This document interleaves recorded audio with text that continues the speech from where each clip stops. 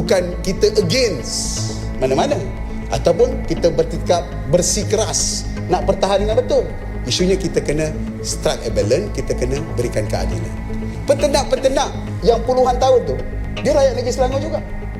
Apakah dengan polisi ni kita nak biarkan mereka ke buluh tak makan? Kerajaan negeri kena bantulah tukar naratif dan kehidupan mereka daripada peternak kepada petani-petani yang lain. Tu bila kita nak tolong pula, dah gambar baju saya penuh babi pula. Sekarang ada pula orang, dia letak pula dengan sangat kotor. Semalam saya dah buat kenyataan dan sebagainya.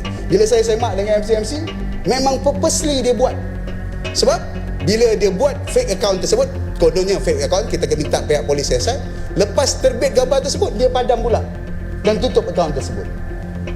Jadi kita kena hati-hati dalam waktu ini untuk bertindak secara rasional. Kerajaan negeri yang bertanggungjawab mempertahankan institusi raja sebagai institusi yang mulia dengan memastikan konstitusi dapat dipertahankan, kehidupan rakyat dapat dipertahankan.